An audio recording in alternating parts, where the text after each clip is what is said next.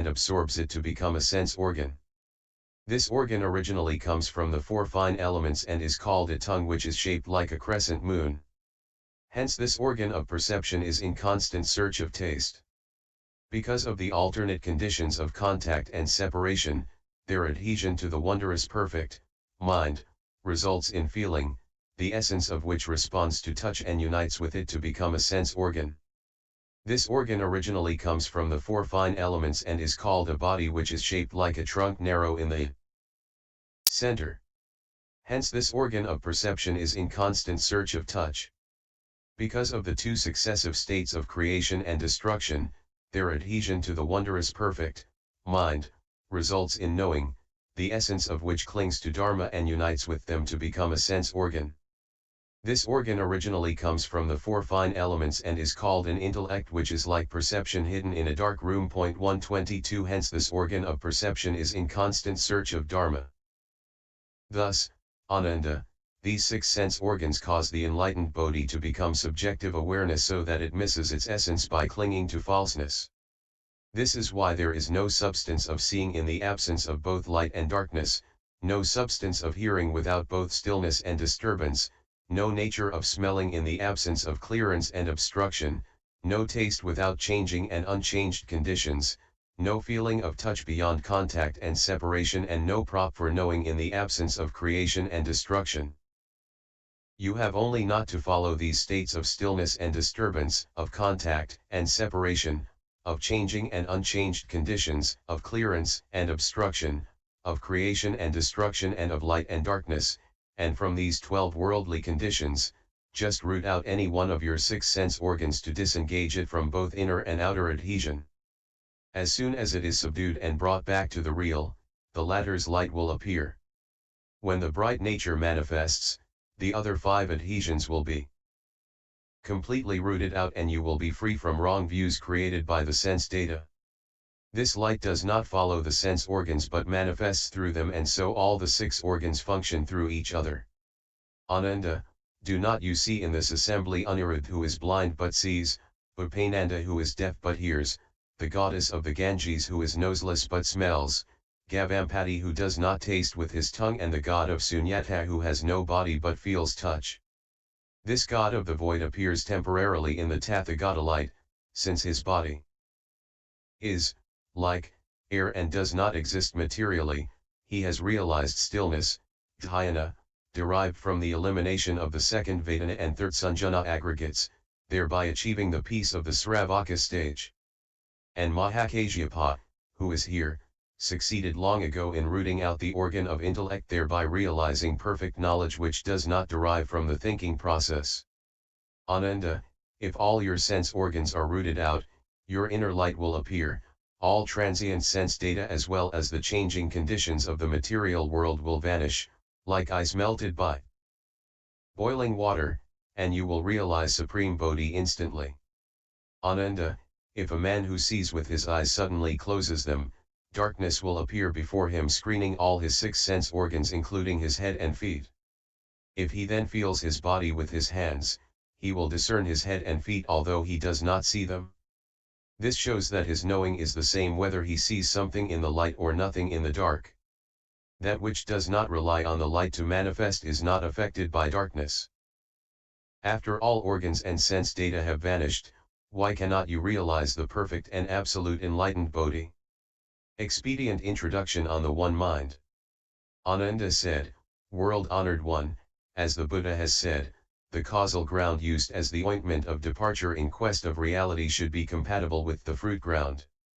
World-honored one, though realization of the fruit ground is called by 7 different names, Bodhi, Nirvana, the Absolute, Buddha nature, immaculate knowledge, Amalavijnana, immaterial Tathagata store, the great mirror wisdom, it is pure, clean, and perfect, and its substance does not change, like the royal diamond which is permanent and indestructible. Now the faculties of seeing and hearing have no independent nature in the absence of brightness and darkness, stillness and motion, and clearance and obstruction, and are like the thinking mind which ceases to exist in the absence of sense data. How can they be used as the point of departure in the search for the Tathagata's 7 permanent fruits? World-honored one, seeing ceases to exist in the absence of light and darkness, like the thinking mind which comes to an end when there are no external phenomena. As I look into all this, I search in vain for my mind and its objects. What then should I set up as the cause in my quest of supreme Bodhi?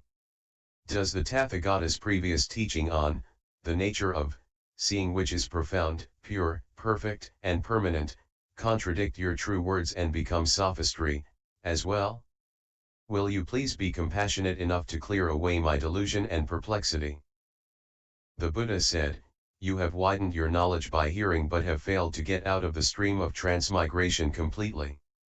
Though you know the cause of your upset, yet when you find yourself in the presence of that cause, you fail to recognize it.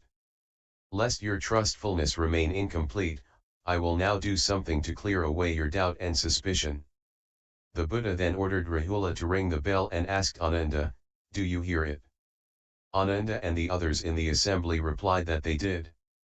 When the bell was no more heard, the Buddha asked again, "Do you still hear it?" They all replied that they did not. Rahula again rang the bell and the Buddha asked, "Do you hear it?" They replied that they did. The Buddha then asked Ananda, "What do you mean by hearing and not hearing?" Ananda and the others replied, "If the bell is rung, we call it hearing, and when the sound and its echo stop, we call it not hearing." The Buddha again ordered Rahula to ring the bell and asked Ananda, "Is there any sound?" Ananda and the others replied that there was a sound of the bell. A little later, when it could no longer be heard, the Buddha asked again, "Is there any sound?" They all replied that there was none. Then Rahula rang the bell again and the Buddha asked, "Is there any sound?" They all replied in the affirmative. The Buddha then asked Ananda, "What do you mean by sound and no sound?" Ananda and the others replied that if the bell was rung, there was sound, and when both the sound and its echo stopped, this was called no sound. The Buddha said, "Why did you talk so wildly?" Ananda and the others asked, "Why do you say that we talk wildly?" The Buddha said, "When I asked you about hearing, you spoke of hearing, and when I asked you about the sound, you spoke of it. So merely about hearing and sound, your answers were ambiguous. How could they not be called wild?" Ananda, when both the sound and its echo ceased, you said there was no hearing. If there really was no hearing, its nature would have died and would be like a withered log, but when the bell was rung again, how did you hear it? Existence and non-existence concern only the sound which may be present or not, but how can the nature of your hearing follow your discrimination to exist or not? If it really ceased, who then knew there was no sound? Therefore, Ananda, in your hearing, the sound may exist or not, but this does not mean that the sound, whether heard or not, can cause your hearing to exist or not. In your delusion you mistake the sound or your hearing and so regard the permanent as transient. You should not say that hearing has no nature when it exists apart from the conditions of disturbance, stillness, obstruction, and clearance. For instance, when a man sleeps soundly, if people pound rice, he may hear the beating of a drum or the ringing of a bell. So when asleep he may find it strange that the bell is like the beating of a piece of wood or stone, but if he suddenly wakes up and hears the pestle, he will tell his family about his mistake when asleep. Ananda, does that man remember in his sleep the condition of stillness, disturbance, clearance and obstruction? Although his body rests, the nature of his hearing is present. Even when your body perishes and your life comes to an end, how can this nature vanish? For since the time without beginning all living beings have followed forms and sounds and pursued the flow of their thoughts without awakening to their pure, profound, and permanent nature. By straying from the permanent and by following birth and death, they have been contaminated with defilements in successive lives. If you, only, keep away from samsara and dwell in real permanence, your eternal light will appear thereby causing your organs, sense data, consciousness and mind to vanish simultaneously. The objects of your thinking process are polluting, dust and the feelings that arise from your consciousness are impurities. If both are kept away, your dharma I will appear pure and bright instantly. Why then cannot you realize supreme Bodhi? Main instruction on the three meditative studies of the one mind. Ananda said, world-honored one, although the Tathagata has taught thee. Second decisive point, in the development of the mind, I think that if the man good at untying knots does not know how they came to be tied, he will be unable to undo them. In this assembly I and those who need to study and learn more are in the same case. Since the time without beginning we and our delusions have both been subject to birth and death, and although we have cultivated good qualities that have enabled us to widen out knowledge by hearing about it all and so are called leavers of homes, we are like a person suffering from malaria which recurs every other day.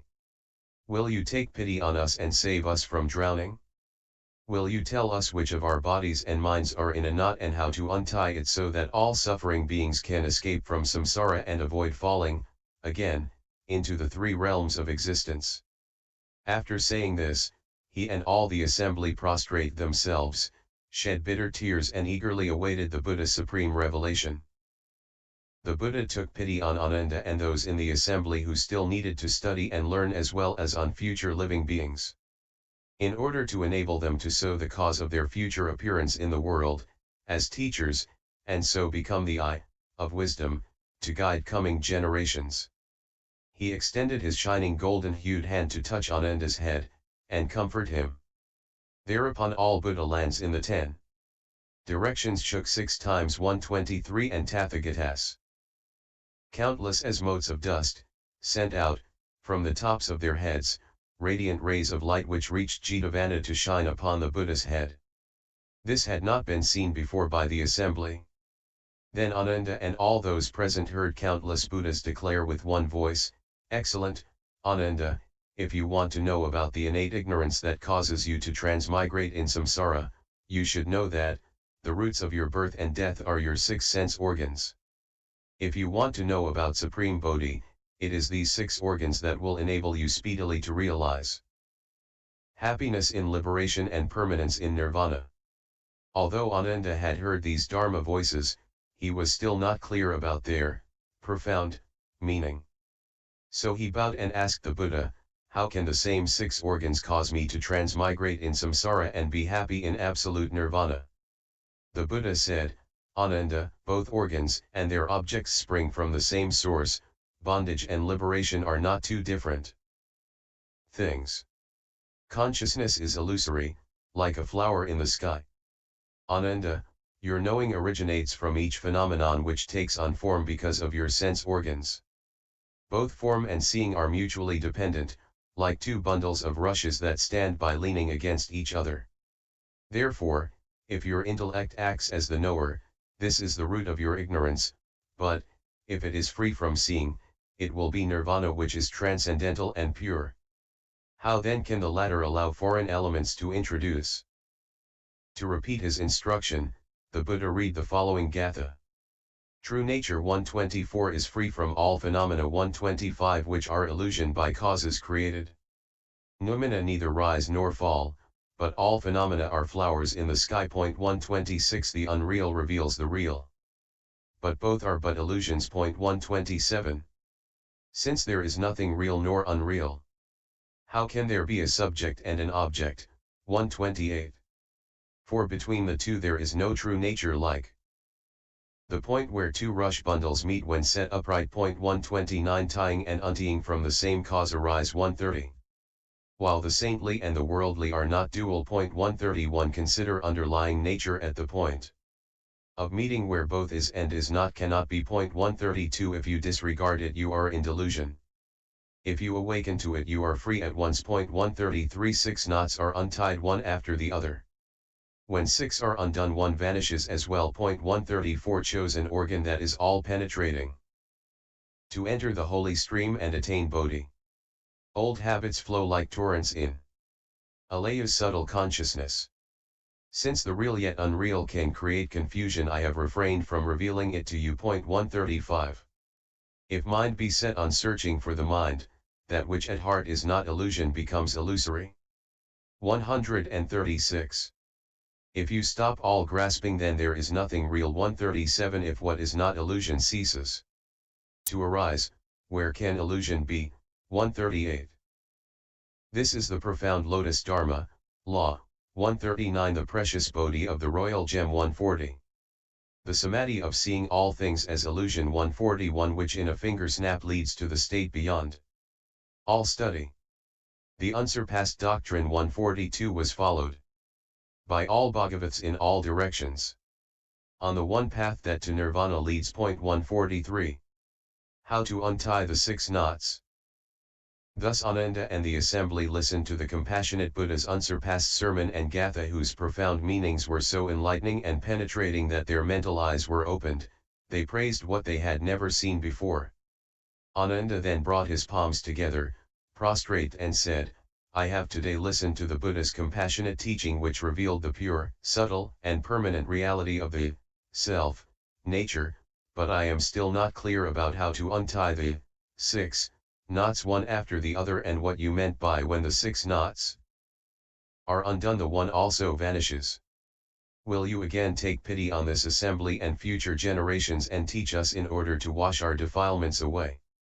The Buddha, who was on his lion seat. 144. Adjusted his inner garments and outer robe, and took from the tepoy a piece of beautiful cloth which the Yamadeva. 145 had given him. Then in the presence of the assembly, he tied a knot and showed it to Ananda, asking, What is this? Ananda and the others replied, It is a knot. The Buddha then tied another knot and asked, What is this? They also replied, This also is a knot. The Buddha tied 4 more knots, showing each to Ananda, asking, What is this? They all replied that each was a knot. The Buddha said to Ananda, When I first tied this cloth, you called it a knot. There is only one piece of cloth, but why did you call the second and third also knots? Ananda replied, World-honored one, although there is only one piece of cloth, if you tie it once, there will be a knot, and if you tie it 100 times, there will be 100.